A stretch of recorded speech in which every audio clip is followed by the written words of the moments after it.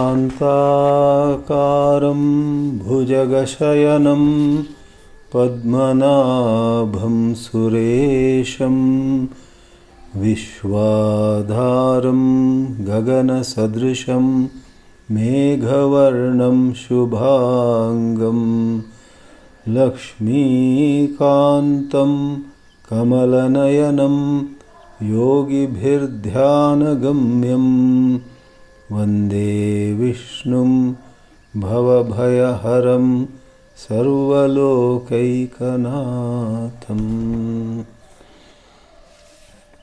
ಓಂ ನಮೋ ಭಗವತೆ ವಾಸುದೇವಾಯ.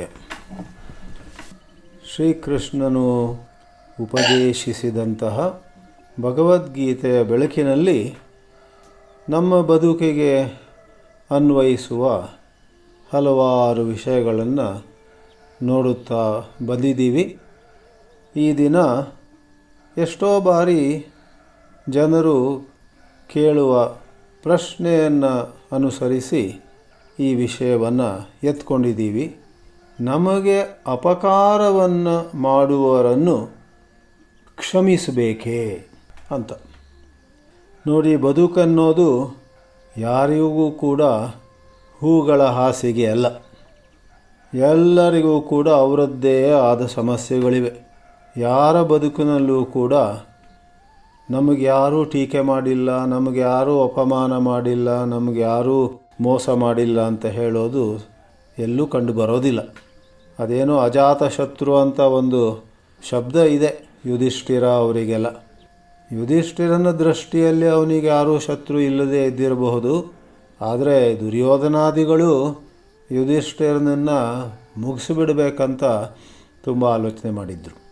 ಅಂತೂ ಯುಧಿಷ್ಠಿರ ಅಥವಾ ರಾಮ ಅವರನ್ನೆಲ್ಲ ಬಿಡೋಣ, ನಮ್ಮ ಬದುಕಿನಲ್ಲಿ ನಾವು ಎಲ್ಲೇ ಹೋಗಲಿ, ಪ್ರಪಂಚದ ಯಾವ ಮೂಲೆಯಲ್ಲಿ ಹೋಗಿ ಅವಿತುಕೊಂಡರೂ ಕೂಡ ಅಲ್ಲಿಯೂ ಯಾರೋ ಬಂದುಕೊಂಡು ನಮಗೆ ತೊಂದರೆ ಕೊಡ್ತಾರೆ, ನಮಗೆ ನೋವುಂಟು ಮಾಡ್ತಾರೆ. ಆದ್ದರಿಂದ ನಮ್ಮೆಲ್ಲರ ಬದುಕಿನಲ್ಲೂ ಕೂಡ ನಮ್ಮ ದೃಷ್ಟಿಯಲ್ಲಿ ನಮಗೆ ಅಪಕಾರ ಮಾಡಿದಂಥವರು ಇದ್ದೇ ಇದ್ದಾರೆ. ಅವರನ್ನು ಹೇಗೆ ನಿಭಾಯಿಸೋದು, ಅವರಿಗೆ ಏನು ಮಾಡಬೇಕು, ನಾವು ಕೂಡ ಅವ್ರ ಜೊತೆ ಅವ್ರ ರೀತಿಯಲ್ಲಿ ಮೋಸ ಮಾಡ್ತಾ ಹೋಗೋಣವೇ ಅಥವಾ ಅವ್ರ ರೀತಿಯಲ್ಲಿ ಕಠೋರವಾಗಿ ಮಾತಾಡೋಣವೇ? ಸಂಸ್ಕೃತದಲ್ಲೂ ಹೇಳುವ ಬಗೆ ಇದೆ, ಶಠಂ ಪ್ರತಿ ಶಾಠ್ಯಂ ಅಂತ. ಶಠ ಅಂತ ಹೇಳಿದರೆ ಕೆಟ್ಟವರು, ಶಠ ಅಂತ ಹೇಳಿದರೆ ದುರ್ಮಾರ್ಗವನ್ನು ಎತ್ತುಕೊಳ್ಳುವವರು ಅಥವಾ ಕೆಟ್ಟ ರೀತಿಯಲ್ಲಿ ವರ್ತಿಸುವವರು. ಕೆಟ್ಟ ರೀತಿಯಲ್ಲಿ ವರ್ತಿಸುವವರ ಜೊತೆಗೆ ನಾವು ಕೂಡ ಕೆಟ್ಟ ರೀತಿಯಲ್ಲೇ ವರ್ತಿಸೋಣವೇ ಅಂತ ಬರುತ್ತೆ ಪ್ರಶ್ನೆ. ಇನ್ನೊಂದು ಕಡೆ ನೋಡಿ, ನಮ್ಮಲ್ಲಿ ಹೇಳಿಕೆಗಳಿಗೇನು ಕಡಿಮೆ ಇಲ್ಲ. ನಾಯಿ ಬೊಗಳಿದರೆ ಸ್ವರ್ಗಲೋಕ ಹಾಳಾಗೋದಿಲ್ಲ, ಅವ್ರೇನು ಬೇಕಾದ್ರೆ ಹೇಳ್ಕೊಳ್ಳಿ, ನಾವು ಸುಮ್ಮನಿರೋಣ ಅಂತ ಆ ಒಂದು ವಾದವೂ ಇದೆ. ಹೇಗೆ ವಕೀಲರು ಈ ಪಕ್ಷದಲ್ಲೂ ಮಾತಾಡಬಲ್ಲರು, ಆ ಪಕ್ಷದಲ್ಲೂ ಮಾತಾಡಬಲ್ಲರೋ, ಅದೇ ರೀತಿಯಲ್ಲಿ ನಮ್ಮ ಶಾಸ್ತ್ರಗಳು ಹೀಗೆ ನೀವು ಮಾಡಲಿಕ್ಕೆ ಹೊರಟರೂ ಕೂಡ ಕೆಲವು ಶ್ಲೋಕಗಳನ್ನು ಮಂತ್ರಗಳನ್ನು ಅದಕ್ಕೆ ಪುಷ್ಟೀಕರಿಸಿ ಕೊಡ್ತವೆ. ಅಥವಾ ಹಾಗೆ ನೀವು ವರ್ತಿಸ್ಲಿಕ್ಕೆ ಹೋದರೆ ಅದಕ್ಕೆ ಪುಷ್ಟಿ ಕೊಡುವಂಥ ರೀತಿ ಕೂಡ ಶ್ಲೋಕಗಳು ಮಂತ್ರಗಳಿವೆ. ಅಂತೂ ಶಾಸ್ತ್ರದ ಅಥವಾ ಈ ಎಲ್ಲ ಬೌದ್ಧಿಕ ಸಾಹಿತ್ಯ ಅಂದರೆ ಬಹಳ ಬುದ್ಧಿ, ಬಹಳ ಪ್ರಜ್ಞೆ ಇರುವ ಸಾಹಿತ್ಯದ ಹಿತನುಡಿ ಏನಂತ ನಿರ್ಧಾರ ಮಾಡೋದಷ್ಟು ಸುಲಭವಲ್ಲ. ಈ ಪ್ರಶ್ನೆ ಯಾಕೆ ಬರುತ್ತೆ ಅಂತ ಹೇಳಿದರೆ, ಎಷ್ಟೋ ಬಾರಿ ಅಧ್ಯಾತ್ಮದ ಹೆಸರಲ್ಲಿ ನಾವು ಒಳ್ಳೆಯವರಾಗಿರಬೇಕು, ನಾವು ಯಾರಿಗೂ ಕೂಡ ಏನೂ ಕೆಟ್ಟ ಶಬ್ದ ಹೇಳಬಾರ್ದು, ಅಂತೂ ಗಾಂಧೀಜಿಯವರೆಲ್ಲ ಅದೇನೋ ಬೈಬಲ್ನಲ್ಲಿ ಹೇಳಿದ ಮಾತು ಅಂತ ಹೇಳಿಬಿಟ್ಟು ನಮಗೆ ಯಾರಾದರೂ ನಮಗೆ ಒಂದು ಕೆನ್ನೆಗೆ ಹೊಡೆದ್ರೆ ಇನ್ನೊಂದು ಕೆನ್ನೆ ತೋರಿಸ್ಬೇಕು ಅಂತೆಲ್ಲ ಹೇಳಿದ್ದಾರೆ. ಅದರಿಂದ ತುಂಬ ಗೊಂದಲ ಆಗಿದೆ. ಹಾಗೆ ಮಾಡಿದರೆ ಮತ್ತೆ ನಾವು ಹೊಡಿತಾನೆ ಇರ್ತಾರೆ, ಅವ್ರು ನಿಲ್ಲಿಸೋದೇ ಇಲ್ಲ ಅನ್ನುವ ಮಾತೆಲ್ಲ ಬರುತ್ತೆ. ಶ್ರೀಕೃಷ್ಣನ ಕರ್ಮಯೋಗದ ಸಂದರ್ಭದಲ್ಲೂ ಕೂಡ ನೀವು ನಿಮ್ಮಿಂದ ಇತರರಿಗೆ ಏನು ದೊರಕಬೇಕೋ ಅದೆಲ್ಲ ಖಂಡಿತವಾಗಿ ಕೊಡ್ತಾ ಇರಿ, ಅವರು ನಿಮಗೇನು ಕೊಡಬೇಕೋ ಅದು ಅವ್ರು ಕೊಡದಿದ್ದರೆ ಅದನ್ನೇನು ದೊಡ್ಡ ವಿಷಯ ಮಾಡ್ಕೊಳ್ಬೇಡಿ ಅಂತೆಲ್ಲ ಹೇಳ್ತಾರಲ್ಲ. ಇದು ಒಳ್ಳೆಯ ಕಥೆ ಆಯಿತು. ನಾವೆಲ್ಲರ ಕಡೆ ಒಳ್ಳೆಯವರಾಗಿರ್ಬೇಕಂತೆ, ಅವ್ರು ನಮ್ಮ ಕಡೆ ಒಳ್ಳೆಯವರು ಆಗಿ ಇಲ್ದಿದ್ರೆ ಅದನ್ನು ನಾವು ಚಿಂತೆ ಮಾಡಬಾರ್ದಂತೆ. Does it not make us a doormat ಅಂತ ಸಾಮಾನ್ಯವಾಗಿ ಪ್ರಶ್ನೆ ಕೇಳ್ತಾರೆ. ಡೋರ್ ಮ್ಯಾಟ್ ಅಂದರೆ ಕಾಲು ಒರೆಸ್ಕೊಳ್ಳೋಕೆ ಇರುತ್ತೆ ನೋಡಿ, ನಮ್ಮ ಯಾವುದೋ ಮನೆಗೆ ಪ್ರವೇಶ ಮಾಡುವಾಗ. ಆ ಪ್ರಕಾರವಾಗಿ ಕಾಲು ಒರೆಸ್ಕೊಳ್ಳೋ ಬಟ್ಟೆ ನಾವು ಆಗಬೇಕಾ ಎಲ್ಲರಿಗೆ ಅಂತ ಕೆಲವರು ಕೇಳೋರಿದ್ದಾರೆ. ಇದಕ್ಕೋಸ್ಕರ ಇದ್ರ ಬಗ್ಗೆ 2 ಮಾತು ಹೇಳೋಣ ಅಂತ ಹೊರಟ್ವಿ. ನೋಡಿ, ಗೀತೆಯನ್ನು ನಾವು ಓದ್ತಾ ಇದ್ದೀವಿ. ಗೀತೆಯಲ್ಲಿಯೇ ಅರ್ಜುನ ಯುದ್ಧ ಬೇಡ, ನಾನು ಹೊರಟೋಗ್ತೀನಿ ಅಂತ ತಯಾರಾಗಿದ್ದ. ಅವನೇನು ಹೇಳಿದ ನೋಡಿ, 1ನೇ ಅಧ್ಯಾಯದಲ್ಲಿಯೇ ಒಂದು ಕಡೆ ಅಂತೂ ಪಾಪಮೇವ ಆಶ್ರಯೇದಸ್ಮಾನ್ ಹತ್ವಾ ಏತಾನ್ ಆತತಾಯಿನಃ ಅಂತ ವಾಕ್ಯ ಬರುತ್ತೆ. 1ನೇ ಅಧ್ಯಾಯ 36ನೇ ಶ್ಲೋಕ. ದುರ್ಯೋಧನಾದಿ ಕೌರವರನ್ನು ಆತತಾಯಿ ಅಂತ ಅರ್ಜುನನೇ ಕರೀತಾನೆ. ಇಂತಹ ಆತತಾಯಿಗಳನ್ನು ಕೊಂದರೆ ನಮಗೆ ಪಾಪ ಬರುತ್ತೆ ಅಂತ ಅವನು ಭಯಪಡ್ತಾನೆ. ಆತತಾಯಿ ಅನ್ನೋದು ಬಹಳ ಒಂದು ಪಾರಿಭಾಷಿಕ ಶಬ್ದ. It's a technical word.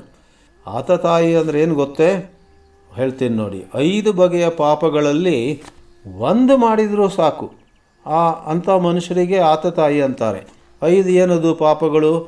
ನಮ್ಮ ಮನೆಗೆ ಯಾರೋ ಬೆಂಕಿ ಇಟ್ಟರೆ ಅದೊಂದು ಪಾಪ, ಅಥವಾ ನಮಗೆ ವಿಷ ಕೊಡಲಿಕ್ಕೆ ಪ್ರಯತ್ನ ಮಾಡಿದರೆ 2ನೇ ರೀತಿ ಪಾಪ, ಅಥವಾ ಯಾವುದೋ ಶಸ್ತ್ರವನ್ನು ಆಯುಧವನ್ನು ಎತ್ಕೊಂಡು ನಮ್ಮನ್ನು ಕೊಲ್ಲಿಕ್ಕೆ ಬಂದರೆ 3ನೇ ರೀತಿ ಪಾಪ, ನಮ್ಮ ಹಣವನ್ನೆಲ್ಲ ದೋಚ್ಕೊಂಡು ಹೋದರೆ ಅದು 4ನೇ ರೀತಿ ಪಾಪ, ಮತ್ತು 5ನೇ ರೀತಿದು ನಮ್ಮ ಭೂಮಿಯನ್ನು ನಮ್ಮ ಹೆಂಡತಿ ಅಥವಾ ಗಂಡನನ್ನು ಎತ್ಕೊಂಡು ಹೋಗ್ಬಿಡೋದು 5ನೇ ರೀತಿ ಪಾಪ. ಈ 5ರಲ್ಲಿ ಯಾವುದೋ ಒಂದು ಮಾಡಿದರೂ ಕೂಡ ಅವರಿಗೆ ಆತತಾಯಿ ಅನ್ನುವಂತಹ ಒಂದು ವರ್ಣನೆ ಬರುತ್ತೆ.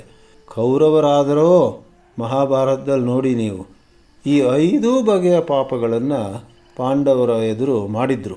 ಅಂತಹ ಆತತಾಯಿಗಳನ್ನು, ಮಹಾಪಾಪಿಗಳನ್ನು ಕೊಂದರೆ ನಮಗೆಲ್ಲಿ ಪಾಪ ಬರುತ್ತೋ ಅಂತ ಅರ್ಜುನ ಬಹಳ ಗೊಂದಲದಲ್ಲಿ ಸಿಕ್ಕಿಬಿದ್ದು ಹೇಳ್ತಾನೆ. ಆದರೆ ನಮ್ಮೆಲ್ಲರಿಗೂ ಗೊತ್ತು, ಶ್ರೀಕೃಷ್ಣ ಒಮ್ಮೆ ಆದರೂ ಕೂಡ ಅಪ್ಪಿತಪ್ಪಿಯಾದರೂ ಕೂಡ ಹೌದು ಕಣೋ, ಸರಿ ನಿನಗೆ ನಿಜವಾಗ್ಲೂ ಯುದ್ಧ ಬಿಟ್ಟು ಹೋಗಬೇಕು ಅಂದರೆ ಹೋಗಪ್ಪ, ನಾನು ಯಾಕೆ ಅಡ್ಡ ಬರಲಿ ಅಂತ ಒಮ್ಮೆ ಆದರೂ ಶ್ರೀಕೃಷ್ಣ ಹೇಳ್ತಾನೆಯೇ, ಒಮ್ಮೆ ಕೂಡ ಒಪ್ಪೋದಿಲ್ಲ. ಅಂದರೆ ಏನರ್ಥ? ಬೇರೆಯವರು ಯಾರಾದರೂ ಅಪಕಾರ ಮಾಡಿದರೆ ನಾವು ಅದನ್ನು ಸಹಿಸ್ತಾ ಹೋಗಬೇಕು, ನಾವು ಸುಮ್ಮನಿರಬೇಕು, ಅವ್ರ ಕಡೆಗೆ ನಾವು ಕೈ ಎತ್ತಬಾರ್ದು ಅಂತ ನಮ್ಮ ಶಾಸ್ತ್ರಗಳಲ್ಲಿ ಬಂದಿಲ್ಲ. ಆದ್ದರಿಂದ ನಾವು ಅದನ್ನು ಪರಿಶೀಲಿಸಲಿಕ್ಕೆ ಹೊರಟಿದ್ದೇವೆ. ಹಾಗೆಯೇ ರಾಮಾಯಣದಲ್ಲೂ ಕೂಡ ರಾವಣ ಸೀತೆಯನ್ನು ಎತ್ಕೊಂಡು ಹೋಗ್ತಾನೆ. ಆಗ ರಾಮ ಏನು ಮಾಡೋದು, ಇಂಥದ್ದೆಲ್ಲ ಆಗುತ್ತೆ ಕೆಲವೊಮ್ಮೆ ಬದುಕಿನಲ್ಲಿ ಅಂತ ಹೇಳ್ತಾನೆ.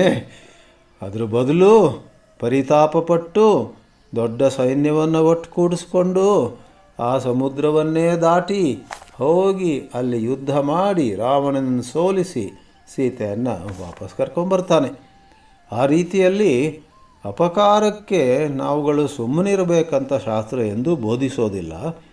ಹಾಗಾದರೆ ನಮ್ಮಿಂದ ಪಾಪ ಆಗಬಾರ್ದು, ನಮ್ಮ ಬಾಯಿಂದ ಕೆಟ್ಟ ಶಬ್ದ ಬರಬಾರ್ದು, ನಾವು ಯಾವ ರೀತಿ ಮೋಸ ಮಾಡಬಾರ್ದು, ನಾವು ಅಸ್ತ್ರಗಳನ್ನು ಕೈಯಲ್ಲಿ ಎತ್ಕೊಳ್ಬಾರ್ದು ಅಂತೆಲ್ಲ ಬಂದಿದೆಯಲ್ಲ ಮಾತು ಅಂತ ಕೇಳಿದರೆ ಅದಕ್ಕೆ ಒಂದು ಮಾತು ಹೇಳೋಣವಂತೆ. ಒಮ್ಮೆ ಶ್ರೀರಾಮಕೃಷ್ಣ ಪರಮಹಂಸರನ್ನು ಭಕ್ತಾದಿಗಳು ಕೇಳಿದ್ರಂತೆ, ನಾವು ಯಾರಾದರೂ ನಮಗೆ ಬಹಳ ತೊಂದರೆ ಕೊಟ್ಟರೆ ಸುಮ್ಮನಿರಬೇಕಾ ಅಂತ. ಆಗ ಅವರು ಹೇಳಿದ ಕಥೆ ಬಹಳ ಪ್ರಸಿದ್ಧ. ಆ ಕಥೆ ಮತ್ತೇನಲ್ಲ, ಒಂದು ಕಡೆ ಒಂದು ಹಾವಿತ್ತಂತೆ, ಅಲ್ಲೊಂದು ಮೈದಾನ ಇತ್ತು. ಮೈದಾನದ ಪಕ್ಕದಲ್ಲಿ ಹಲವಾರು ಪೊದೆಗಳಿದ್ದವು. ಆ ಪೊದೆಗಳ ಮಧ್ಯದಲ್ಲಿ ಹಾವಿತ್ತು. ಮೈದಾನದಲ್ಲಿ ಆಡ್ತಿರುವ ಮಕ್ಕಳು ಈ ಹಾವನ್ನೊಮ್ಮೆ ನೋಡಿದಾಗ ಹಾವಿನ ಕಡೆ ಕಲ್ಲೆಸೆದರು. ಆ ಹಾವು ಒಂದು ಮಗುನ ಕಚ್ಚಿಯೇ ಬಿಡ್ತು. ಆ ಮಗು ತೀರಿ ಹೋಯಿತು. ಅಷ್ಟೊತ್ತಿಗೆ ಒಬ್ಬ ಸಾಧು ಅಲ್ಲಿ ಬರ್ತಾರೆ. ಆ ಸಾಧುಗೆ ಈ ವಿಷಯ ಗೊತ್ತಾದಾಗ ಆ ಹಾವಿಗೆ ಚೆನ್ನಾಗಿ ಬೈತಾನೆ, ಏನಯ್ಯ ನೀನು, ಆ ಮಕ್ಕಳಿಗೆ ಬುದ್ಧಿ ಇಲ್ಲ, ನಿನಗಾದರೂ ಬುದ್ಧಿ ಬೇಡವೆ, ನೀನು ಆ ಮಗುವನ್ನು ಕಚ್ಚಿ ಆ ಒಂದು ಮಗು ತೀರಿ ಹೋಯ್ತಲ್ಲ, ಇನ್ನು ಮುಂದೆ ಹಾಗೆಲ್ಲ ಮಕ್ಕಳಿಗೆ ಮಾಡಬೇಡ ಅಂತ ಆ ಸಾಧು ಹೇಳ್ತಾನೆ. ಸಾಧು ಮಾತಲ್ಲಿ ಏನೋ ಒಂದು ಶಕ್ತಿ ಇತ್ತು. ಆ ಹಾವು ಮರುದಿನದಿಂದಲೇ ಏನೂ ಮಾಡ್ತಿರಲಿಲ್ಲ, ಸುಮ್ಮನಿರ್ತಿತ್ತು. ಅದೇ ಪೊದೆಗಳ ಮಧ್ಯದಲ್ಲೇ ಇತ್ತದು. ಈ ಮಕ್ಕಳಿಗೆ ಹೇಗೋ ಗೊತ್ತಾಗ್ಬಿಡ್ತು, ನಮ್ಮಲ್ಲೂ ಒಂದು ಮಗುವನ್ನು ಕೊಂದಂತಹ ಆ ಹಾವು ಈಗ ಸುಮ್ಮನಾಗಿದೆ ಅಂತ. ಆವಾಗ ಈ ಮಕ್ಕಳು ಆ ಹಾವನ್ನು ಹುಡುಕಿಕೊಂಡು ಹೋಗಿ ಕಲ್ಲೆಸೆದು ಹೇಗೋ ಮಾಡಿ ಆ ಹಾವನ್ನು ನಿಜವಾಗ್ಲೂ ಕೊಲ್ಲಿಕ್ಕೆ ಹೊರಟಿದ್ರು. ಹಾವು ಸಾಯಲಿಲ್ಲ, ಬಹಳ ಕೃಶವಾಗಿ ಇನ್ನು ಕೆಲವು ದಿನಕ್ಕೆ ಸಾಯುತ್ತೆ ಅನ್ನುವರೆಗೆ ಬಂದಿತ್ತು. ಅಷ್ಟರೊಳಗೆ ಮತ್ತೊಮ್ಮೆ ಆ ಸಾಧು ಆ ಹಾದಿಯಲ್ಲಿ ಬರ್ತಾನೆ. ಈ ಶ್ರೀರಾಮಕೃಷ್ಣ ಪರಮಹಂಸರ ಕಥೆಯಲ್ಲಿ ಎರಡನೇ ಬಾರಿ ಸಾಧು ಬಂದಾಗ ಈ ಹಾವಿನ ಅವಸ್ಥೆಯನ್ನು ನೋಡಿ, ಅಯ್ಯೋ ಇದೇನಾಯ್ತು ಈ ಹಾವಿಗೆ ಅಂತ ವಿಚಾರಿಸಿದಾಗ ಅವನಿಗೆ ಗೊತ್ತಾಗುತ್ತೆ. ಆಗ ಆ ಕತೆ ಭಾಳ ದೀರ್ಘವಾಗಿ ಏನಿಲ್ಲ. ಕೊನೆಯಲ್ಲಿ ಸಾಧು ಹೇಳ್ತಾನೆ, ಏನಯ್ಯ ಹಾವೇ, ನಾನು ನಿನಗೆ ಯಾರನ್ನೂ ಕಚ್ಚಬೇಡ ಅಂತ ಹೇಳಿದ್ದೆ, ಬುಸುಗುಟ್ಟಬೇಡ ಅಂತ ಹೇಳಿಲ್ಲ. ಮತ್ತೆ ಮಕ್ಕಳು ಯಾರು ಹತ್ತಿರ ಬಂದರೆ ಬುಸುಗುಡು, ಆವಾಗ ಹೆದರ್ಕೊಂಡು ಅವ್ರು ದೂರ ಇರ್ತಾರೆ ಅನ್ನೋದಾಗಿ ಒಂದು ಕತೆ ಇದೆ. ನೋಡಿ, ಕತೆಗಳು ಬೇಕಾದಷ್ಟಿದೆ. ಈ ರೀತಿಯಲ್ಲೂ ಇದೆ, ಆ ರೀತಿಯಲ್ಲೂ ಇದೆ, ಎಲ್ಲ ರೀತಿಯಲ್ಲೂ ಕೂಡ ಕತೆಗಳಿವೆ. ನೀವು ಕೇಳಿರ್ಬೋದು, ಒಂದು ಚೇಳು ಒಂದು ಹೊಳೆಯಲ್ಲಿ ಅದು ಹೇಗೋ ಬಿದ್ದು ಮುಳುಗಿ ಹೋಗ್ತಾ ಇತ್ತಂತೆ. ಒಬ್ಬ ಸಾಧು ಅಲ್ಲಿ ಬರ್ತಾನೆ. ಆ ಸಾಧು ಆ ಚೇಳನ್ನು ಎತ್ತಿ ಅದನ್ನು ಬದುಕಿಸಲಿಕ್ಕೆ, ಅದನ್ನು ಉಳಿಸಲಿಕ್ಕೆ ಪ್ರಯತ್ನ ಮಾಡ್ತಾನೆ. ಪ್ರತಿ ಸಾರಿ ಅವನು ತನ್ನ ಕೈಯಿಂದ ಆ ಚೇಳನ್ನು ಎತ್ತಿದಾಗ ಆ ಚೇಳು ಅವನ ಕೈಗೆ ಕಚ್ಚುತ್ತೆ, ಕುಟ್ಕುತ್ತೆ. ಆವಾಗ ಅವನು ಹಾಯ್ ಹಾಯ್ ಅಂತ ಬಿಡ್ತಾನೆ. ಆ ಚೇಳು ಮತ್ತೆ ನೀರಿಗೆ ಬೀಳುತ್ತೆ. ಇದೊಂದು 8-10 ಸರಿ ಆದಾಗ ಇನ್ನೊಬ್ಬ ದಾರಿ ಹೋಗ ಕೇಳ್ತಾನೆ ಆ ಸಾಧುವಿಗೆ, ಏನಯ್ಯ ನಿನಗೆ ಬುದ್ಧಿ ಇದೆಯೋ, ಆ ಚೇಳನ್ನು ಯಾಕೆ ಬದುಕಿಸ್ಕೋಕೆ ಹೋಗ್ತೀಯ? ಪ್ರತಿ ಸಾರಿ ನೀನು ಆ ಚೇಳನ್ನು ಎತ್ತಿದಾಗ ಒಂದು ಸಾರಿ ಕೂಡ ಅದು ಬಿಡಲಿಲ್ಲ, ಪ್ರತಿ ಸಾರಿ ಅದು ನಿನಗೆ ಕಚ್ಚಿದೆ, ಅದು ಕುಟುಕಿದೆ. ಆದ್ದರಿಂದ ಸುಮ್ಮನಿರು.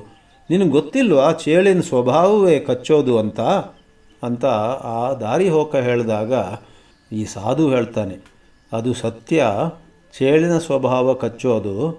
ಆದರೆ ನನ್ನ ಸ್ವಭಾವ ಯಾರಾದರೂ ಕಷ್ಟದಲ್ಲಿದ್ದಾಗ ಅವರನ್ನು ಉಳಿಸೋದು. ಅದು ಅದರ ಸ್ವಭಾವದ ಪ್ರಕಾರ ಹೋಗ್ತಾ ಇದೆ, ನಾನು ನನ್ನ ಸ್ವಭಾವದ ಪ್ರಕಾರ ಹೋಗ್ತಿದ್ದೀನಿ, ಏನು ಮಾಡೋದು ಅಂತ ಆ ಸಾಧು ನಗ್ತಾನಂತೆ. ನೋಡಿ, ಕತೆಗಳ ಎಲ್ಲ ರೀತಿಯಲ್ಲೂ ಇದೆ. ಈ ಮೊದಲು ಹೇಳಿದ್ರ ಹಾಗೆ ಯಾವುದೋ ಒಂದು ಕೇಸಿನ ಪರವಾಗಿ ಮಾತಾಡುವ ವಕೀಲರಿಗೂ ಕತೆಗಳು ಸಿಗ್ತವೆ. ಆ ಕೇಸಿನ ವಿರುದ್ಧವಾಗಿ ಮಾತಾಡುವ ವಕೀಲರಿಗೂ ಕೂಡ ಬೇಕಾದಷ್ಟು ಕತೆಗಳು ನಮ್ಮ ಆಧ್ಯಾತ್ಮಿಕ ಸಾಹಿತ್ಯದಲ್ಲಿ ಸಿಗ್ತವೆ. ಆದರೆ ನಾವೀಗ ಏನು ಮಾಡಬೇಕು? ಇವಾಗ ಇನ್ನಷ್ಟು ತಡ ಮಾಡದೆ ನಾನು ಭಗವದ್ಗೀತೆಯಲ್ಲಿ ಹೇಳಿರೋ ವಿಷಯವನ್ನು ನಿಮಗೆ ತಿಳಿಸ್ತೀನಿ. ಗೀತೆಯಲ್ಲಿ ಅಪಕಾರ ಮಾಡಿದವರ ಕಡೆ ಸುಮ್ಮನಿರಬೇಕಂತ ಹೇಳಿಲ್ಲ. ಆದರೆ ಒಂದು ಮಾತ್ರ ಬಹಳ ಸ್ಪಷ್ಟವಾಗಿ ಶ್ರೀಕೃಷ್ಣ ಹೇಳಿದ್ದಾನೆ. ಏನಂತ ಹೇಳಿದರೆ, ಯಾರು ಏನೇ ಅಪಕಾರ ಮಾಡಲಿ ಅವರ ಬಗ್ಗೆ ನಿಮ್ಮ ಹೃದಯದಲ್ಲಿ ದ್ವೇಷ ಇರಬಾರದು. ಮಾಡೋದು ಮಾಡಿ ನೀವು. ಈ ಕಾಲದಲ್ಲಿ ಪೊಲೀಸರಿಗೆ ಹೇಳಿ ಅವನನ್ನು ಜೈಲಿಗೆ ಹಾಕಿಸಿ, ಈ ಕಾಲದಲ್ಲಿ ಕೋರ್ಟಿಗೆ ಹೋಗಿ ಅದು ಎಷ್ಟೇ ವರ್ಷ ಆಗಲಿ ಹೋರಾಡಿ.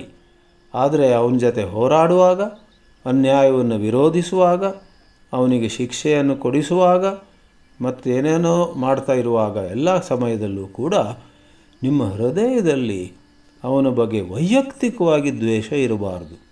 ಗಾಂಧೀಜಿಯವರು ಅದನ್ನು ಈ ರೀತಿ ಹೇಳ್ತಾ ಇದ್ದರು, ಕೆಟ್ಟ ಕೆಲಸವನ್ನು ನೀವು ದ್ವೇಷಿಸಿ, ಆದರೆ ವ್ಯಕ್ತಿಯನ್ನು ದ್ವೇಷಿಸಬೇಡಿ ಅಂತ. ಅದೊಂದು ಮರ್ಮ. Hate the deed, do not hate the doer ಅಂತ ಒಂದು ವಿಚಿತ್ರ ಮಾತು ಅವರು ಹೇಳಿದರು. ಆದರೆ ಅದು ಒಂದು ರೀತಿ ದಾರಿದೀಪವಾಗಿರುತ್ತೆ. ನಮ್ಮ ಹೃದಯವನ್ನು ನಿರ್ಮಲವಾಗಿಟ್ಕೊಳ್ಳೋದು ಅಷ್ಟು ಸುಲಭವಲ್ಲ. ಇದನ್ನು ಡಿ ವಿ ಗುಂಡಪ್ಪನವರು ಕಗ್ಗದಲ್ಲಿ 574ನೇ ಮುಕ್ತಕದಲ್ಲಿ ಹೇಳ್ತಾರೆ. ಹೋರು ಧೀರತೆಯಿಂದ ಮೊಂಡುತನದಿಂಬೇಡ, ವೈರ ಹಗೆತನ ಬೇಡ, ಹಿರಿ ನಿಯಮವಿರಲಿ, ವೈರಾಗ್ಯ ಕಾರುಣ್ಯ ಮೇಲನವೇ ಧೀರತನ, ಹೋರು ಉದಾತ್ತತೆಯಿಂದ ಮಂಕುತಿಮ್ಮ. ಹೋರು ಅಂತ ಹೇಳಿದರೆ ನಮಗೆಲ್ಲರಿಗೂ ಗೊತ್ತಿದೆ ಒಂದು ಶಬ್ದ ಹೋರಾಟ. ಆ ಹೋರಾಟ ಶಬ್ದದ ಕ್ರಿಯಾಪದ ಹೋರುವುದು. ಹೊರುವುದಲ್ಲ, ಭಾರವನ್ನು ಹೊರುತ್ತೀವಿ ನಾವು. ಹೋರುವುದು ದೀರ್ಘ. ಹೋರು ಧೀರತೆಯಿಂದ, ಮೊಂಡುತನದಿಂದ ಬೇಡ, ವೈರ ಹಗೆತನ ಬೇಡ. ಇದು ಅಷ್ಟು ಸುಲಭವಲ್ಲ. ಆದರೆ ಭಗವದ್ಗೀತೆಯಲ್ಲಿ ಯಾರಲ್ಲಿ ಸಾಕಷ್ಟು ಸತ್ವವಿದೆಯೋ ಅವರು ಆ ರೀತಿ ಒಂದು ಎಳ್ಳಷ್ಟು ಕೂಡ ದ್ವೇಷವಿಲ್ಲದೆ ಅನ್ಯಾಯವನ್ನು ವಿರೋಧಿಸಬೇಕು ಅಂತ ಶ್ರೀಕೃಷ್ಣ ಹೇಳ್ತಾನೆ. ಈ ದ್ವೇಷ ಇರಬಾರ್ದಂತ ಎಲ್ಲಿ ಹೇಳಿದ್ದಾನೆ ಭಗವಂತ ಶ್ರೀಕೃಷ್ಣ ಅಂತ ಕೇಳಿದರೆ, 12ನೇ ಅಧ್ಯಾಯದಲ್ಲಿ ಅದ್ವೇಷ್ಟ ಸರ್ವಭೂತಾನಾಂ, ಎಲ್ಲ ಭೂತ ಅಂದರೆ ಪ್ರಾಣಿಗಳು ಅಂದರೆ ಮುಖ್ಯವಾಗಿ ಮನುಷ್ಯರು ಯಾರ ಕಡೆಯೂ ಕೂಡ, ಅದು ಜೂಯಿಷ್ ಜನರಾಗಲಿ, ಯಹೂದಿಗಳಾಗಲಿ, ಅಥವಾ ಅರಬ್ ಮುಸ್ಲಿಮರಾಗಲಿ, ಅದು ಅಮೇರಿಕದಲ್ಲಿರುವ ಕರಿಯರಾಗಲಿ, ಬಿಳಿಯರಾಗಲಿ, ಭಾರತದಲ್ಲಿರುವ ಮುಸ್ಲಿಮರಾಗಲಿ, ಹಿಂದೂಗಳಾಗಲಿ, ಸರ್ವಭೂತಾನಾಂ ಅದ್ವೇಷ್ಟ, ದ್ವೇಷ ಇಲ್ಲದಿರುವ ಹಾಗೆ ಇರಬೇಕು. ಅಂಥವರು ನನಗೆ ಬಹಳ ಪ್ರಿಯ ಅಂತ ಶ್ರೀಕೃಷ್ಣ ಹೇಳ್ತಾನೆ. ಮತ್ತು 11ನೇ ಅಧ್ಯಾಯ ವಿಶ್ವರೂಪ ದರ್ಶನ ಅನ್ನುವಂತಹ ಅಧ್ಯಾಯದ ಕೊನೆಯ ಶ್ಲೋಕದಲ್ಲಿ 55ನೇ ಶ್ಲೋಕ 11:55 ಅದರಲ್ಲಿ 5 ಉಪದೇಶಗಳಿವೆ. ನಾನು ಅದನ್ನು ಎಷ್ಟೋ ಬಾರಿ 5 ಸ್ಟಾರ್ ಚಾಕ್ಲೇಟ್ ಅಂತ ಹೇಳ್ತೀನಿ ಆ 55ನೇ ಶ್ಲೋಕಕ್ಕೆ. ಮತ್ಕರ್ಮ ಕೃತ್ ಮತ್ಪರಮಃ ಮದ್ಭಕ್ತಃ ಸಂಗವರ್ಜಿತಃ ನಿರ್ವೈರಃ ಸರ್ವಭೂತೇಷು ಯಸ್ಸ ಮಾಮೇತಿ ಪಾಂಡವ. 5ನೇದು ಆ 5 ಉಪದೇಶಗಳಲ್ಲಿ ನಿರ್ವೈರಃ ಸರ್ವಭೂತೇಷು, ಎಲ್ಲರ ಕಡೆ ವೈರರಹಿತವಾಗಿರಬೇಕು ಅಂತ ಶ್ರೀಕೃಷ್ಣ ಹೇಳ್ತಾನೆ. ಹಾಗಾದರೆ ಇವತ್ತು ಕೊಟ್ಟ ವಿಷಯದಲ್ಲಿ ಅಪಕಾರ ಮಾಡಿದವರನ್ನು ಕ್ಷಮಿಸಬೇಕು ಅಂತಾಗಲಿಲ್ವಾ? ಅಲ್ಲೇ ನಾವು ಸ್ಪಷ್ಟೀಕರಣ ಹೇಳ್ತಿರುವಂಥದ್ದು. ಕ್ಷಮಿಸಬೇಕು ನಿಮ್ಮ ಹೃದಯದ ಆಳದಲ್ಲಿ, ಆದರೆ ಕಾರ್ಯದಲ್ಲಿ, ಕೆಲಸದಲ್ಲಿ ಅನ್ಯಾಯವನ್ನು ವಿರೋಧಿಸಬೇಕು. ಮತ್ತು ಆ ವ್ಯಕ್ತಿಯ ಬಗ್ಗೆ ನಿಮಗೆ ದ್ವೇಷ ಇರಬಾರ್ದು. ಆದರೆ ಆ ತಪ್ಪು ಕೆಲಸ ಅನ್ನೋದನ್ನು ಮಧ್ಯರಾತ್ರಿ ಯಾರು ನಿಮ್ಮನ್ನು ಎಬ್ಬಿಸಿ ಅದು ಸರಿಯಾಗಿತ್ತ ತಪ್ಪಾಗಿತ್ತ ಅಂತ ಕೇಳಿದ್ರೆ ಆ ಮಧ್ಯರಾತ್ರಿಯಲ್ಲೂ ಕೂಡ ಅದು ತಪ್ಪಾಗಿತ್ತು ಅಂಥೇಳಿ ಮತ್ತೆ ನೀವು ಕಣ್ಮುಚ್ಚಿ ಮಲ್ಕೊಳ್ಬೇಕು. ಅಲ್ಲಿ 2ನೇ ಸಂಶಯ ಇಲ್ಲ. 4 + 2 ಎಂದೂ ಕೂಡ 9 ಆಗೋದಿಲ್ಲ. ರಾತ್ರಿ 2 ಗಂಟೆಗೆ ಯಾರೋ ನಿಮ್ಮನ್ನು ಎಬ್ಬಿಸಿ ಒಂದು ಪ್ರಶ್ನೆ ಕೇಳ್ತೀನಿ, 4 + 2 ಎಷ್ಟು ಅಂತ ಕೇಳಿದ್ರೆ ನೀವು 9 ಅಂತೀರಾ? ಆ ರಾತ್ರಿ ಕೂಡ 4 + 2 = 6. ಇಂಥ ಪ್ರಶ್ನೆ ಈ ಹೊತ್ತಿಗೆಲ್ಲ ಕೇಳಬೇಡ ಕಣೋ ಅಂತ ಮತ್ತೆ ಮಲ್ತೀರ ನೀವು. ಯಾವ ರೀತಿಯಲ್ಲಿ 4 + 2 ಅನ್ನುವಂಥದ್ದು 6 ಅನ್ನುವ ಬಗ್ಗೆ ಸ್ಪಷ್ಟತೆ ಇರುತ್ತೋ ಹಾಗೆಯೇ ಬೇರೆ ಬೇರೆ ಪಾಪಕೃತ್ಯಗಳನ್ನು ಮಾಡುವುದು ಖಂಡಿತ ತಪ್ಪು ಅನ್ನೋದರಲ್ಲಿ 2 ಮತ ಇಲ್ಲ. ಆದ್ದರಿಂದ ಗೀತೆ ಅಧ್ಯಾತ್ಮ ಗ್ರಂಥ ಮುಖ್ಯವಾಗಿ ನಮ್ಮೆಲ್ಲರಿಗೆ ಹೇಳುವಂಥದ್ದು ಮತ್ತೆ ಮತ್ತೆ ನಾವು ನಮ್ಮ ಹೃದಯ ಮಾಲಿನ್ಯದಿಂದ ತುಂಬಿ ಹೋಗದಂತೆ ನೋಡಬೇಕು. ನಮ್ಮ ಹೃದಯವನ್ನು ಶುದ್ಧಗೊಳಿಸಬೇಕು. ಯಾವ ರೀತಿ ನಾವು ಒಂದು ಕಡೆ ಕೆಟ್ಟದ್ದನ್ನು ಮತ್ತು ಕೆಟ್ಟದ್ದು ಮಾಡುವವರನ್ನು ವಿರೋಧಿಸ್ತೀವೋ ಅವರಿಗೆ ಶಿಕ್ಷೆ ಕೂಡ ಸಿಗುವಂತೆ ನಾವು ಪ್ರವೃತ್ತರಾಗಬಹುದು. ಅದು ಕೆಲವು ಸನ್ನಿವೇಶಗಳಲ್ಲಿ ನಾವೇ ಮಾಡಬೇಕಾಗತ್ತೆ. ಇನ್ನು ಕೆಲವು ಸನ್ನಿವೇಶಗಳಲ್ಲಿ ಇಂಗ್ಲೀಷ್ನಲ್ಲಿ ಒಂದು ಹೇಳ್ತಾರೆ ನೋಡಿ, don't take the law in your hands ಅಂತ. ಕಾನೂನನ್ನು ನೀವು ನಿಮ್ಮ ಕೈಯಲ್ಲಿ ತಗೊಳ್ಬೇಡಿ, ಪೊಲೀಸರಿಗೆ ಹೇಳಿ ಅಥವಾ ನ್ಯಾಯಾಲಯಕ್ಕೆ ಹೋಗಿ, ಅದಕ್ಕೊಂದು ವ್ಯವಸ್ಥೆ ಇದೆ. Don't take the law in your own hands ಅಂತ.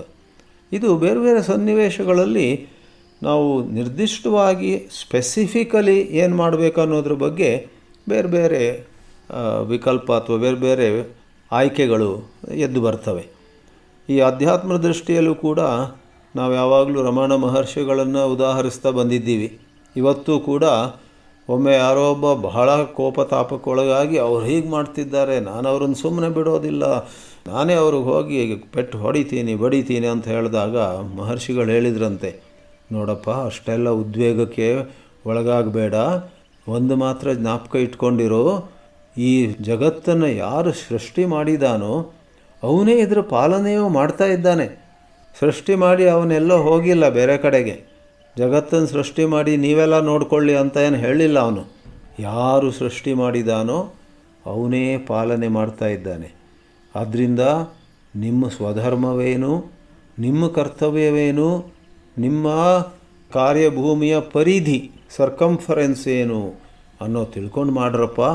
ಸುಮ್ಮನೆ ಉದ್ವೇಗಕ್ಕೊಳಗಾಗಿ ಯದ್ವಾ ತದ್ವಾ ಎಲ್ಲ ಕೆಲಸ ಮಾಡಬಾರ್ದು ಅಂತ ಶ್ರೀ ರಮಣ ಮಹರ್ಷಿಗಳು ಬೋಧಿಸಿದ್ದಿದೆ. ಅಂತೂ ಧರ್ಮ ಅನ್ನುವಂಥದ್ದು ಸೂಕ್ಷ್ಮವೇ, ಹೀಗೆ ಹಾಗೆ ಅಂತ ಒಂದೇ ಸಾರಿ ಹೇಳಲಿಕ್ಕೆ ಬರೋದಿಲ್ಲ. ಆದರೂ ಆ ಧರ್ಮದಲ್ಲಿ ಏನೆಲ್ಲ ಬರುತ್ತೆ, ಯಾವ್ಯಾವ ಅಂಶಗಳನ್ನು ನಾವು ಪರಿಗಣಿಸಬೇಕು ಅದ್ರ ಬಗ್ಗೆ ವಿಚಾರ ಮಾಡ್ತಾ ಇರಬೇಕು. ಆವಾಗಲೇ ನಮ್ಮೊಳಗೊಂದು ಉತ್ತಮವಾದ ಪ್ರಜ್ಞೆ ಉದಯವಾಗಲಿಕ್ಕೆ ಸಾಧ್ಯ ಇದೆ. ಅಂತೂ ಸುತ್ತಿ ಬಳಸಿ ಅಧ್ಯಾತ್ಮ ಜಿಜ್ಞಾಸುಗಳಾಗಿದ್ದುದು ಹೌದಾದರೆ ನೀವೆಲ್ಲರೂ ಈ ಹೃದಯ ನೈರ್ಮಲ್ಯದ ಬಗ್ಗೆ ಹೆಚ್ಚು ಗಮನ ಕೊಡಬೇಕು. ಇದನ್ನು ಬಹಳ ಪೂಜ್ಯರಾದಂತಹ ಕಾಂಚಿ ಪರಮಾಚಾರ್ಯರು ಶ್ರೀ ಸ್ವಾಮಿ ಚಂದ್ರಶೇಖರ ಸರಸ್ವತಿಯವರು ಒಂದು ಕವಿತೆಯನ್ನು ಬರೆದದ್ದು ಬಹಳ ಪ್ರಸಿದ್ಧ. ಮೈತ್ರೀಂ ಭಜತ ಸಕಲ ಹೃಜೇತ್ರೀಂ. ಮೈತ್ರಿ ಮಿತ್ರತೆಯನ್ನು ಹೆಚ್ಚೆಚ್ಚು ನೀವು ತರಲಿಕ್ಕೆ ಪ್ರಯತ್ನ ಮಾಡಿ ಸಾಧ್ಯವಾದಾಗೆಲ್ಲ. ಮತ್ತು ಈ ಮಿತ್ರತ್ವ ಎಲ್ಲರ ಜೊತೆ ಮಿತ್ರತೆಯಿಂದ ಇರುವಂಥದ್ದಿದೆಯಲ್ಲ, ಅದು ಸಕಲ ಹೃತ್ ಜೇತ್ರಿ, ಎಲ್ಲರ ಹೃದಯವನ್ನು ಗೆಲ್ಲುವಂಥದ್ದು ಅಂತ. ಯುದ್ಧವನ್ನು ಬಿಡಿ. ಯುದ್ಧ ಅನ್ನೋದು ಮಾನವೀಯತೆ ವಿರುದ್ಧವಾಗಿಯೇ ಆಗುವಂತಹ ಒಂದು ದೊಡ್ಡ ಅಪರಾಧ.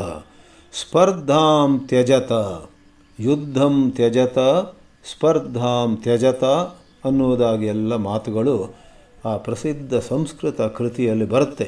ಮೈತ್ರೀಂ ಭಜತ ಸಕಲ ಹೃತ್ ಜೇತ್ರೀಂ ಅಂತ.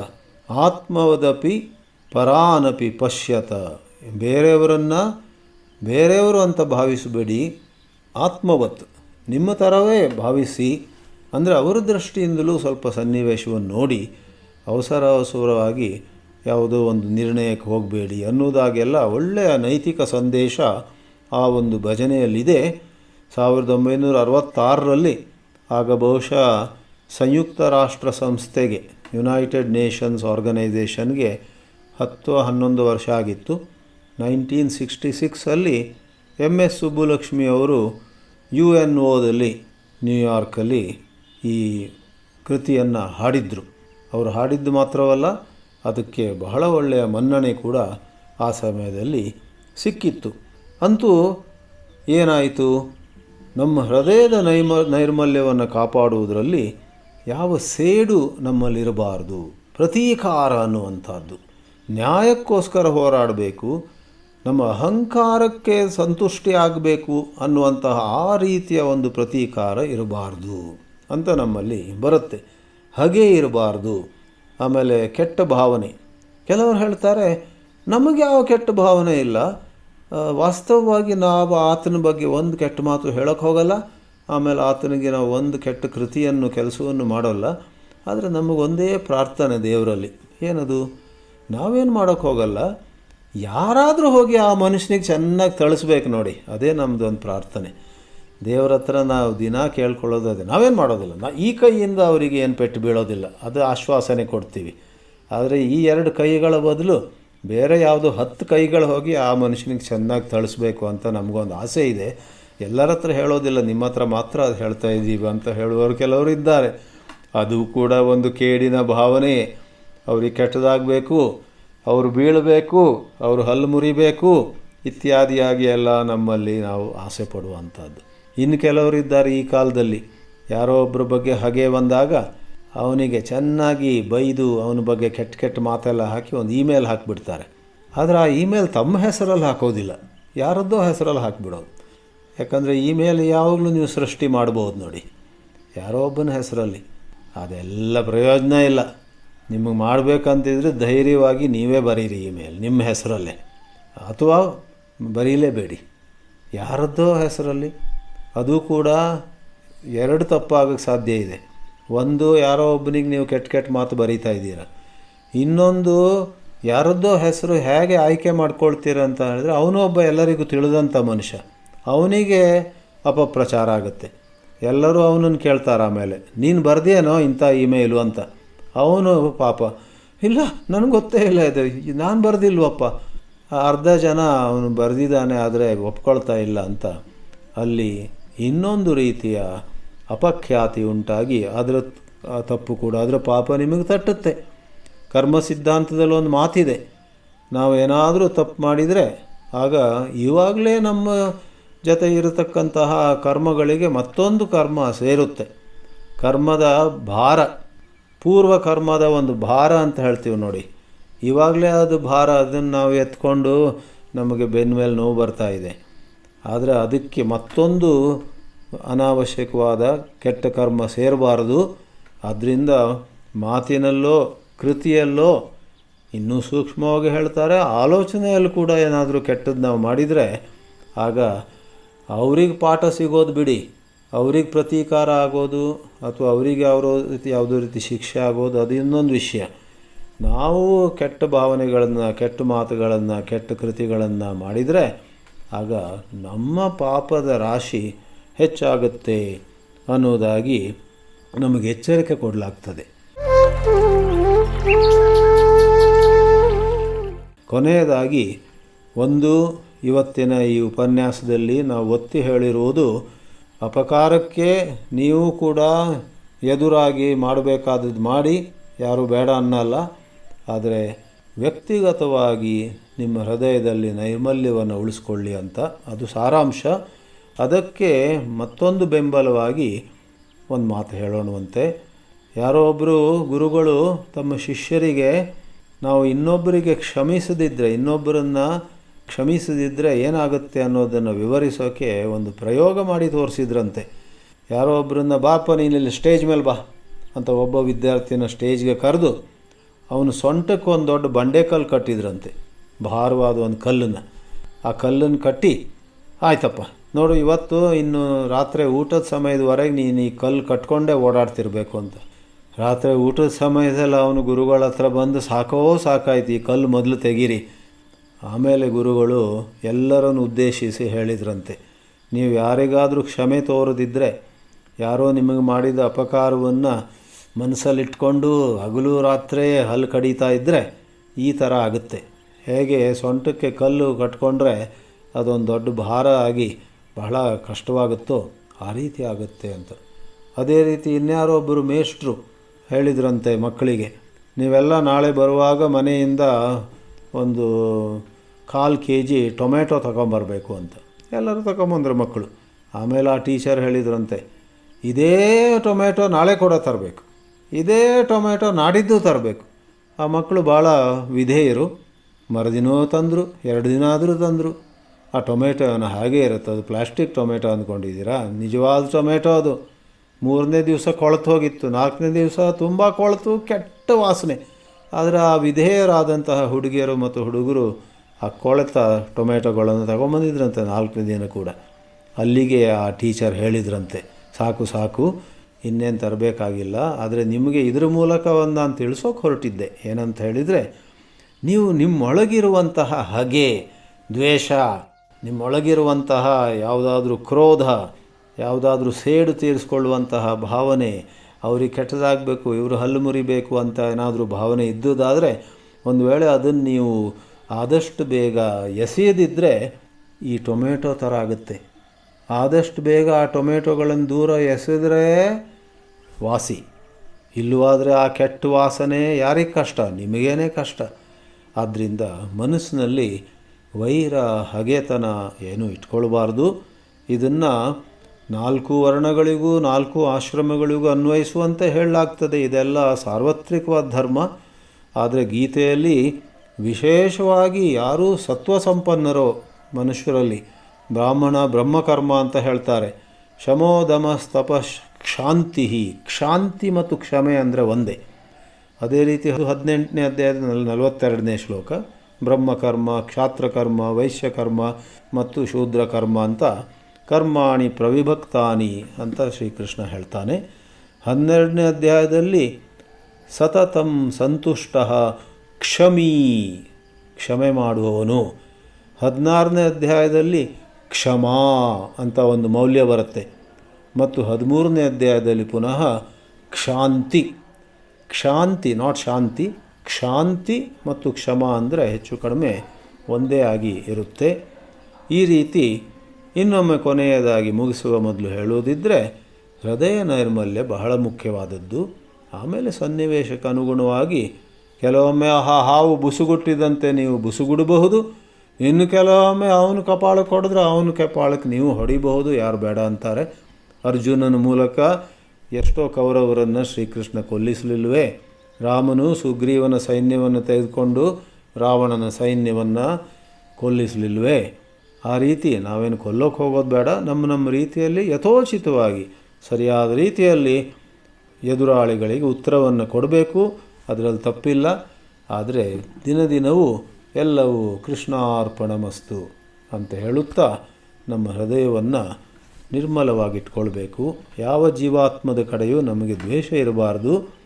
ಒಂದೊಂದು ಸನ್ನಿವೇಶದಲ್ಲಿ ಅವರು ಆ ಥರ ಮಾಡಿದ್ದರಿಂದ ಹೀಗೆ ಮಾಡಬೇಕಾಯಿತು, ಇವಾಗ ಮತ್ತೇನೂ ಇಲ್ಲ, ದಿ ಸ್ಲೇಟ್ ಈಸ್ ಕ್ಲೀನ್ ಅನ್ನುವ ರೀತಿಯಲ್ಲಿ ಹೃದಯ ನೈರ್ಮಲ್ಯವನ್ನು ಉಳಿಸ್ಕೊಳ್ಬೇಕು ಅಂತ ಒಂದು ಬಿರುಸಾದ ಬೋಧನೆ ಭಗವದ್ಗೀತೆಯಲ್ಲಿ ಸಿಗುತ್ತೆ ಅಂತ ಹೇಳ್ಬೋದು. ಹರಿ ಓಂ. ಓಂ ನಮೋ ಭಗವತೆ ವಾಸುದೇವಾಯ. ಓಂ ನಮಃ ಶಿವಾಯ.